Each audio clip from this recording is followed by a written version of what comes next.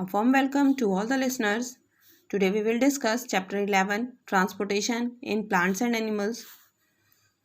In the previous class, I told you about transportation of materials in animals, and moving the concept forward, today we will discuss the heart. The human heart is a fist-sized muscular organ located between the lungs, and its lower tip is slightly tilted towards left. Human heart एक fist sized muscular organ है. Fist means एक मुट्ठी. जब हम हाथ उंगलियों को बंद करते हैं एक मुट्ठी बनती है. इसकी भी शेप उसी के साइज़ की होती है. ये फिस्ट साइज्ड मस्कुलर ऑर्गन है जो कि लंग्स के बीच में लोकेटेड होता है, और इसका लोअर टिप मीन्स नीचे का हिस्सा थोड़ा सा टिल्टेड होता है लेफ्ट की तरफ. It is covered with a thin transparent membrane called pericardium. Heart के ऊपर एक थिन मीन्स बहुत ही पतली सी ट्रांसपेरेंट मेम्ब्रेन होती है जिसे पेरिकार्डियम कहा जाता है. Internally the human heart is 4 chambered. अगर हम इसे देखें, ढंग से देखें, तो ये 4 चैम्बर इसमें होते हैं. 2 thin walled chambers called auricles, they are located at top. ऊपर की तरफ 2 चैम्बर्स होते हैं जिन्हें ऑरिकल्स कहा जाता है, and 2 lower thick walled chambers called ventricles. और नीचे की तरफ 2 थिक वॉल्ड चैम्बर्स होते हैं जिन्हें वेंट्रिकल्स कहा जाता है. So human heart has 4 chambers. Human heart में 4 चैम्बर्स होते हैं, 2 ऑरिकल्स एंड 2 वेंट्रिकल्स, जिसमें से 2 ऑरिकल होते हैं जो ऊपर की तरफ होते हैं और 2 वेंट्रिकल होते हैं जिनकी प्लेस नीचे होती है.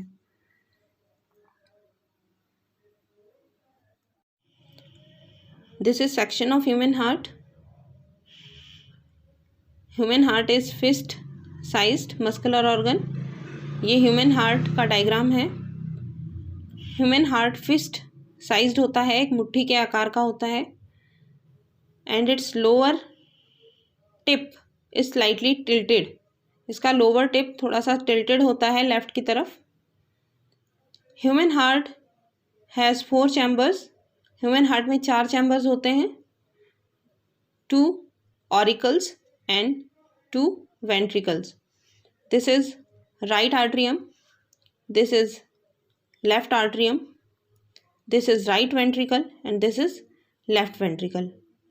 ओके, तो इस तरह से 4 चैम्बर्स हैं, 2 ऑरिकल, एक राइट में एक लेफ्ट में, और 2 वेंट्रिकल, एक राइट में दूसरा लेफ्ट में. The right auricle receives carbon dioxide rich blood from the various parts of body, and right ventricle pumps the blood to the lungs where carbon dioxide is removed and oxygen is absorbed. Now left auricle receives oxygen rich blood as it comes to the heart from the lungs, and left ventricle pumps this blood to the rest of the body. ये जो 4 chambers हैं ये मिलके काम करते हैं. Right auricle carbon dioxide rich पूरी body से इसमें आता है और यहाँ आकर इकट्ठा हो जाता है. इकट्ठा होने के बाद यहाँ वाल होते हैं. जब ये फिल हो जाता है पूरा, ये वाल ओपन होते हैं, वो ब्लड राइट वेंट्रिकल में एंटर करता है. क्योंकि इसमें कार्बन डाइऑक्साइड मिली हुई है, ये लंग्स में पहुंचता है. यहाँ से ये राइट वेंट्रिकल ब्लड को लंग्स में पहुंचाते हैं, जहाँ कार्बन डाइऑक्साइड रिमूव की जाती है. लंग्स उस ब्लड में से कार्बन डाइऑक्साइड को निकाल लेते हैं और ऑक्सीजन ऐड कर देते हैं उसमें. ऑक्सीजन एब्जॉर्ब होने के बाद अब ब्लड ऑक्सीजन रिच हो जाता है. ये ऑक्सीजन रिच ब्लड इस चैम्बर में पहुंचता है जो कि लेफ्ट ऑरिकल है. इस चैम्बर में ऑक्सीजन रिच ब्लड आता है, यहाँ पर आके इस चैम्बर में फिल होता जाता है, इकट्ठा होता है। फिर यहाँ वॉल होते हैं, ये वॉल ओपन होते हैं। Blood enters left ventricle, blood left ventricle में आता है और यहाँ से ऑक्सीजन रिच ब्लड पूरी बॉडी में भेजा जाता है। Okay, left ventricle pumps oxygen rich blood to the body. The right side of the heart is completely separated from left side. Right side heart की लेफ्ट साइड से पूरी तरह से सेपरेटेड होती है with the help of partition. इनके बीच में एक पार्टीशन होता है जिसे सेप्टम कहा जाता है। So that the two types of blood do not mix, क्योंकि अब इसमें कार्बन डाइऑक्साइड रिच ब्लड है, इधर ऑक्सीजन रिच ब्लड है। अगर ये दोनों मिल गए, नहीं, ऐसा नहीं होता, क्योंकि इनको सेपरेट करने के लिए बीच में एक पार्टीशन होता है जिसे सेप्टम कहा जाता है। और उस सेप्टम का काम होता है कि वो ऑक्सीजन रिच ब्लड को और कार्बन डाइऑक्साइड रिच ब्लड को एक दूसरे से मिलने नहीं देती, उनको सेपरेट रखती है। Heart has a number of valves that allow the blood to flow in one direction only. और इसी के साथ साथ हार्ट में कुछ वाल्व्स भी होते हैं जो कि ब्लड के फ्लो को वन डायरेक्शन रखते हैं, यूनिडायरेक्शनल रखते हैं। मीन्स ब्लड एक ही डायरेक्शन में फ्लो करेगा, ऐसा नहीं कि यहाँ से वो वापस ऊपर फ्लो करेगा, क्योंकि इनमें वाल्व्स प्रेजेंट होते हैं। हार्ट में कई सारे वाल्व्स होते हैं जो कि इस काम को करते हैं। ब्लड राइट साइड में एंटर करता है हार्ट की और यहाँ से ये लंग्स में पहुँचता है, जहाँ पर कार्बन डाइऑक्साइड को हटा दिया जाता है, कार्बन डाइऑक्साइड को रिमूव कर दिया जाता है और साथ साथ ऑक्सीजन का एडिशन होता है, ऑक्सीजन को ये अपने साथ ऐड कर लेता है।